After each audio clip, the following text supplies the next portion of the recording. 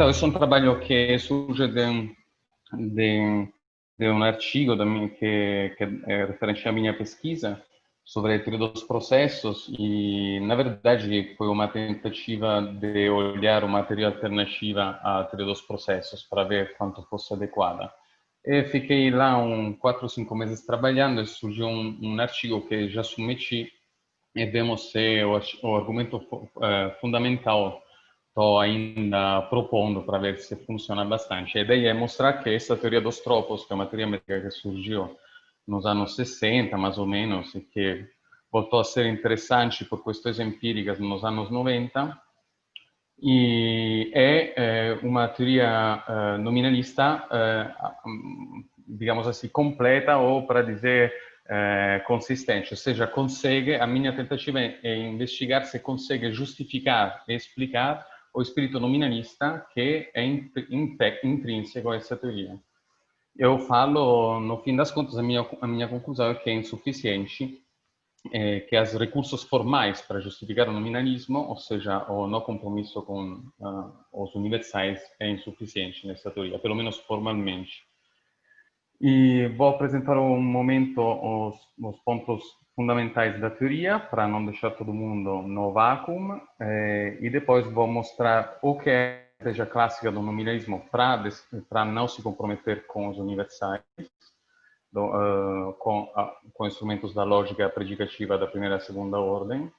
E depois vou mostrar como não pode ser aplicada essa estratégia na teoria dos tropos, no nominalismo dos tropos.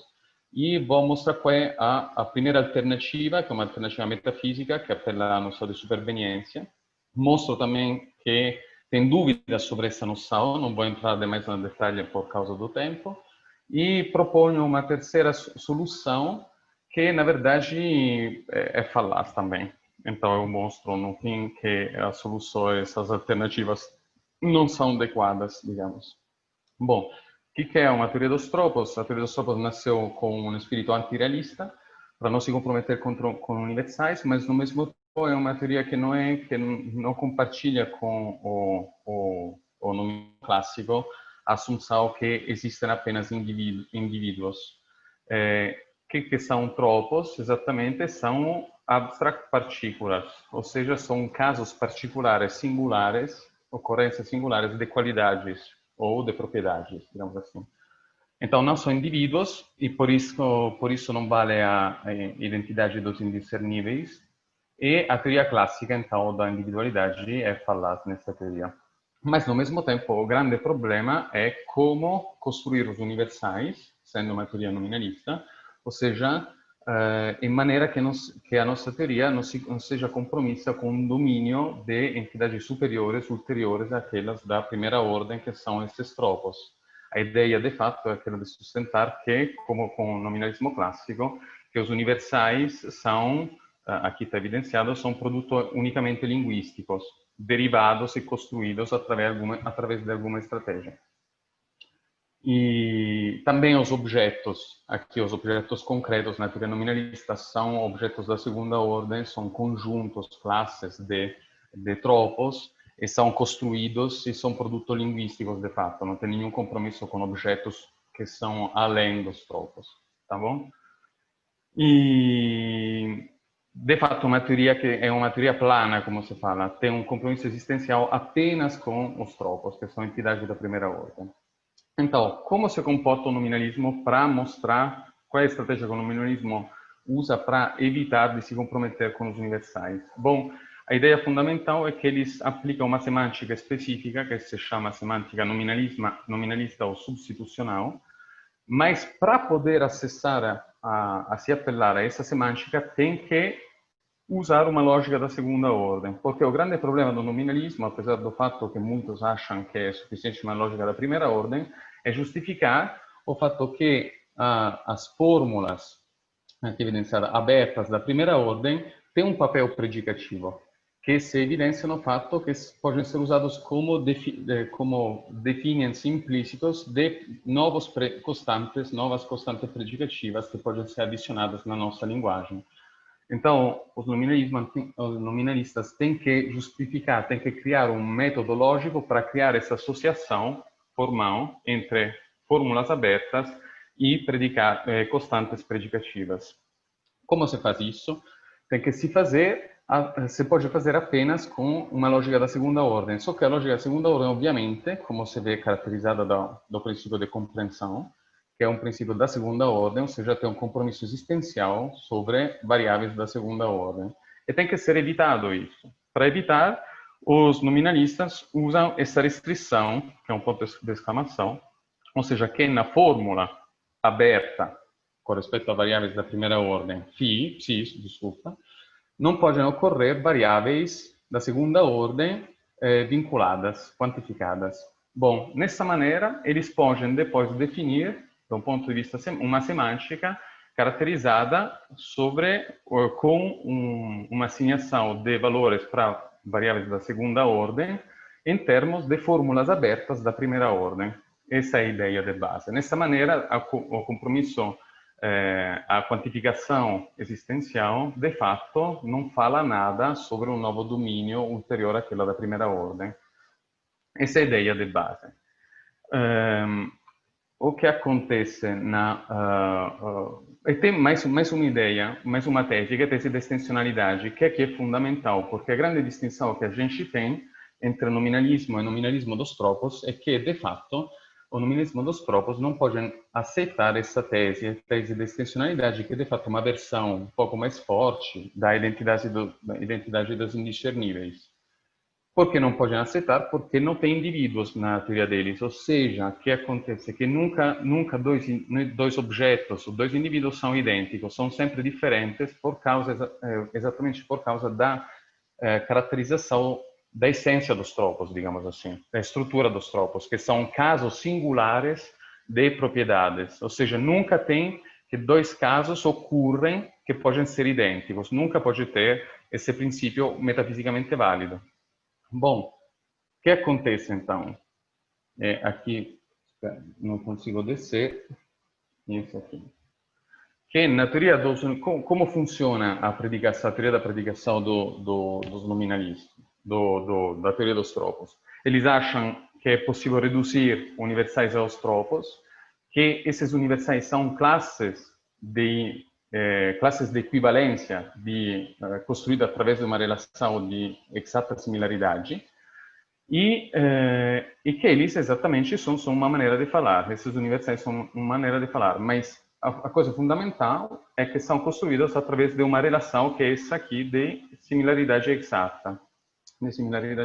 Que é uma relação vaga, não se sabe bem como é definida, mas é mais fraca da identidade, mas compartilha com a identidade algumas propriedades, por exemplo, aquela de ser uma relação de equivalência. Então, o que acontece é que uma consequência fundamental é que tem que se reformular o princípio de extensionalidade, nessa maneira, aplicando esse predicado, R aqui, que é exatamente a similaridade, eu denoto aqui só por comodidade, mas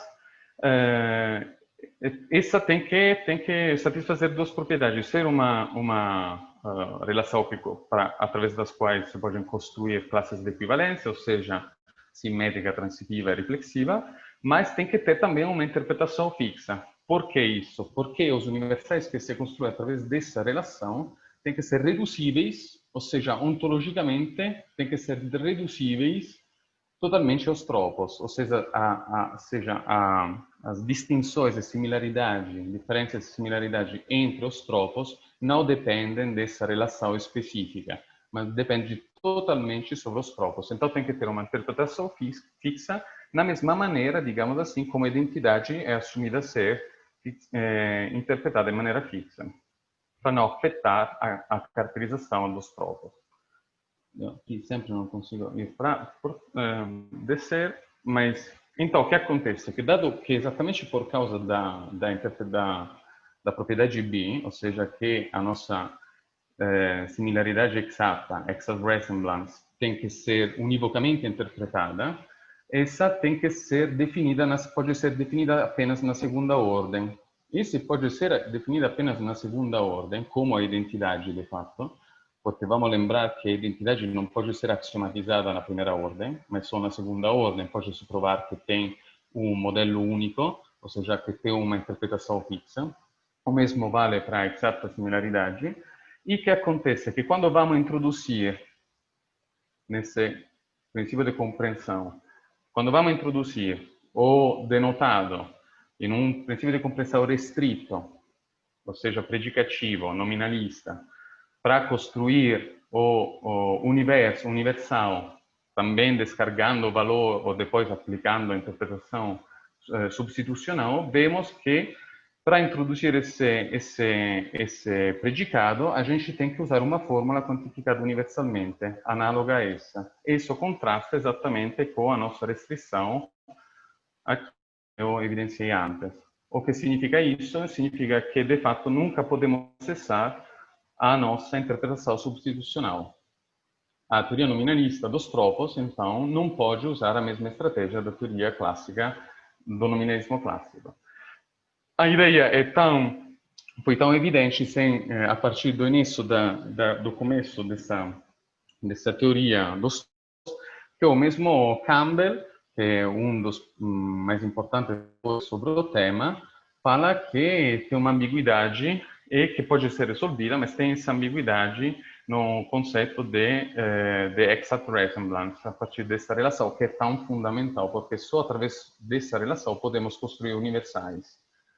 Então, ok, que da um lado é formalmente primitiva, ou seja, não pode ser eliminada, é uma relação primitiva da nossa teoria, não pode não ser assumida, comprada, digamos assim. Do outro lado, ela tem que ser derivativa de um ponto de vista ontológico, ou seja, a construção de universais através dessa relação não pode, esses universais, a teoria não pode ter compromisso com esses universais. Então, a ideia deles é dizer que esses universais supervengono são supervenientes, tá bom? E a superveniência é uma relação que foi concebida, digamos assim, de conto aquela da emergência na literatura, ou seja, com um espírito tipicamente reducionista. A teoria dos tropos do Campbell, por exemplo, respeitaria, digamos assim, segundo ele, o princípio cardinal da ontologia, que é supervenient addition, ontology are pseudo-addition. Ou seja, universais são supervenientes, a relação de exata similaridade é superveniente, então não se adiciona nada à nossa ontologia originária, que é aquela da primeira ordem dos tropos. Não quero entrar demais na análise da superveniência, mas aquilo que é importante dizer é que essa relação é problemática e se vê em duas razões. Digamos, a primeira é a seguinte: como Armstrong falou de uma maneira muito clara, e falou que posso ler também em inglês para evitar de ser ou é um problema? Vou tentar traduzir. Pode ler em inglês, não tem problema. Tá bom. Even though resemblance relations supervene on particularized natures, tropes, particularized natures are tropes here, features of resemblance are part of the ontological cost of the theory. For these features have to be taken as primitive and therefore unexplained axioms of resemblance. Particularized natures, namely tropes, are such that they necessarily sustain resemblance relation obeying these axioms. So, a certain theoretical burden is placed on tropes. Esse é fundamental entender que o fato que essa noção de exata similaridade é primitiva significa que você tem que introduzir axiomas para governar o comportamento delas. E já isso significa que você está, de fato, botando algo na teoria formal da metafísica dos tropos, que não depende unicamente dos tropos. Ele já enfatiza isso. Uma segunda coisa, então, aqui é muito interessante ver como ele fala que even though resemblance relations supervene on particularized natures, ou seja, o fato que eles são supervenientes não tira esse problema, não elimina esse problema. Mas qual é esse problema? O problema, de fato, é que a superveniência se aplica a dois domínios, um domínio da primeira ordem e da segunda ordem, que não são compatíveis entre eles. Como não eram compatíveis, na teoria, como mostrou, de fato, o paradoxo de Russell, falando sobre propriedades de conjuntos e propriedades de elementos de conjuntos. Essa é uma quotation com Campbell e Bickard que exatamente mostra que a superveniência, que a conclusão do problema da superveniência é um problema estritamente formal, que não depende da natureza metafísica dessa noção e que gera contradições, ou seja, não é possível construir uma linguagem, uma teoria da superveniência que seja coerente. Cai sempre em problemas de distinção da primeira e segunda ordem. Ou seja, não tem como reduzir, também se são supervenientes, o compromisso ontológico dos universais, nesse caso, aos tropos. Então, essa alternativa da superveniência não é percorrível, digamos assim, não é safe, não é segura. E a partir de outra discussão, que agora não vou mencionar, que alguém sugeriu que é possível, nesse caso, então, digamos assim, bom, falamos que a gente não vai aceitar o problema de entrar na segunda ordem. Ficamos na primeira ordem. Em lugar de assumir variáveis da segunda ordem, introduzimos vários tipos de exact resemblance, como primitivos. Bom, também se um pensa isso, a gente vai ter um problema muito grande. E são dois.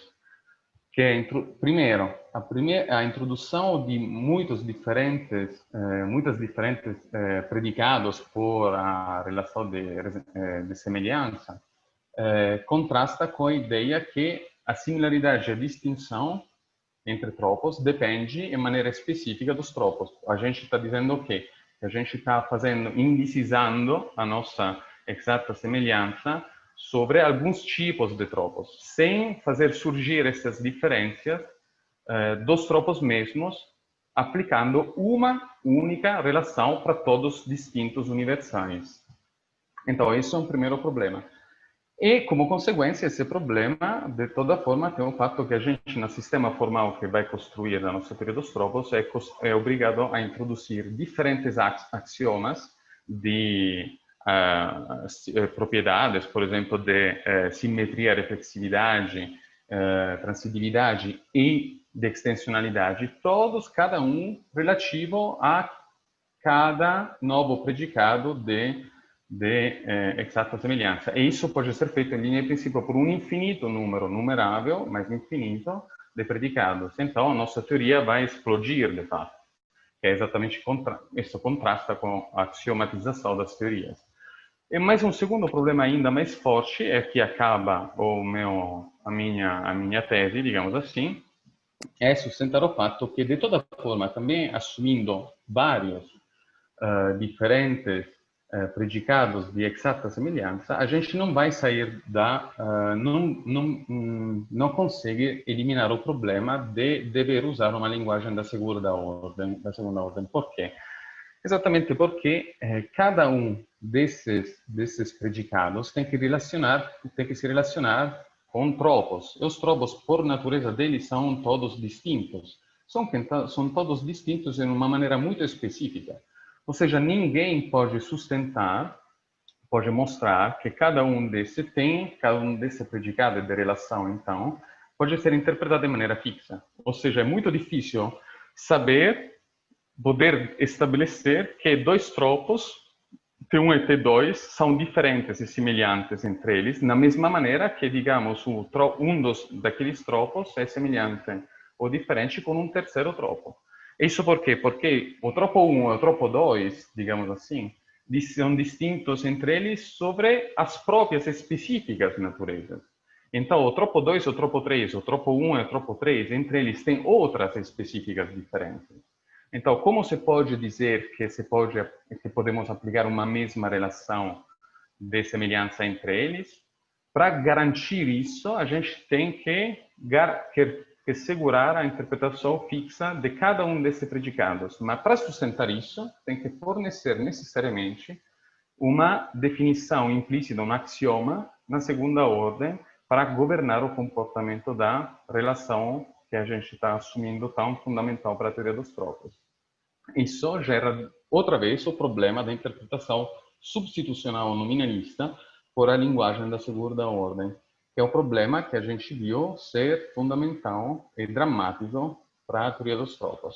Essa é a minha tese, a proposta de hoje, e essa é uma referência de base. Muito obrigado. Muito obrigada pela apresentação, Francesco. Nós temos 9 minutos para perguntas.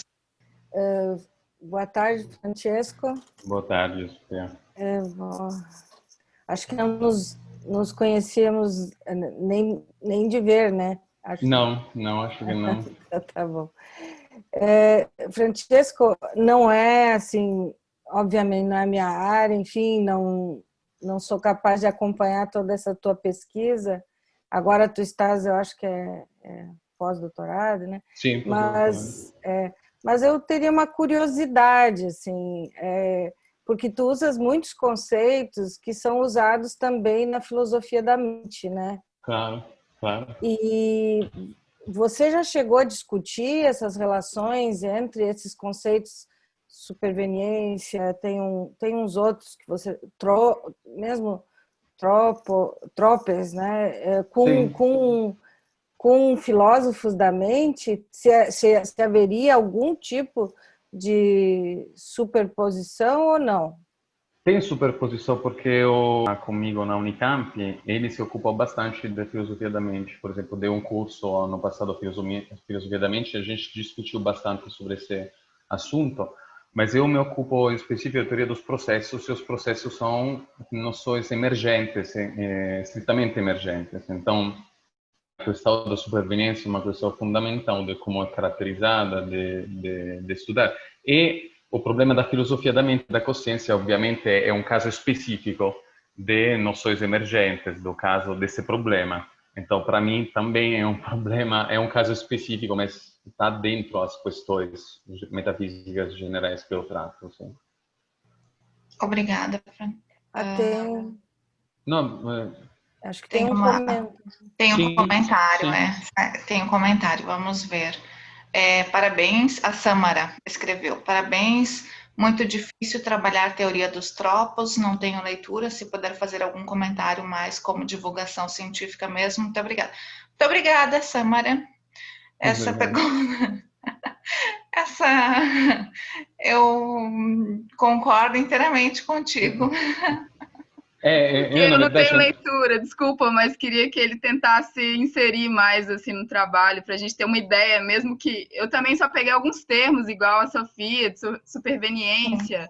Sim. Então, se ele puder fazer uma divulgação assim mais do que se trata o trabalho, eu acho que ia ser legal, ainda mais a galera da Unicamp, eu acho que está muito massa isso. Não, você tem razão, mas eu fiz um trabalho desse tipo também para enfatizar um ponto que às vezes a gente esquece. Por exemplo, no texto do Campbell sobre abstract particulars, por exemplo, ele menciona a superveniência em uma forma tão natural como se fosse uma noção segura, tranquila, para dizer, eu compro a superveniência e faço aquilo que eu quero, então. Mas o problema é muito mais profundo. Não é suficiente discutir em maneira, digamos, divulgativa, como ele fez nesse texto fundamental para a teoria dos tropos. Mas não porque não... então, eu queria enfatizar que o problema é técnico e não pode ser deixado do lado. Para quem aplica essa noção, tem que ser interessado a descobrir qual é o peso dessa noção. E que é um desafio tentar, de verdade, se apelar à sobreveniência. Não é fácil, entendeu? Então, de um lado, tem o fato, enfatizamos um pouco que não se pode dizer na discussão, mas eu acho que é superveniente, então tudo bem. Na verdade, a discussão técnica é profunda. Quem achou que a superveniência fosse suficiente, um Kim, penso, por exemplo, um Kim, Na verdade, tem uma literatura muito ampla que mostra que não funcionam os argumentos que eles tentam para construir uma teoria da superveniência para garantir um empirismo trivial, entendeu? Essa era um pouco a ideia. Mas tem razão, tem que fazer uma coisa mais tranquila. Obrigado. Obrigada, Francesco. Acho que se alguém quiser fazer mais alguma pergunta, então escreve no chat. O tema é difícil, talvez o pessoal demore um pouco mais para conseguir elaborar. Eu corri também na apresentação. Então, o pessoal te escreve no chat, tu responde para eles, né? Sim. Se ocorrer mais alguma pergunta. Te agradeço pela apresentação. Obrigado a vocês.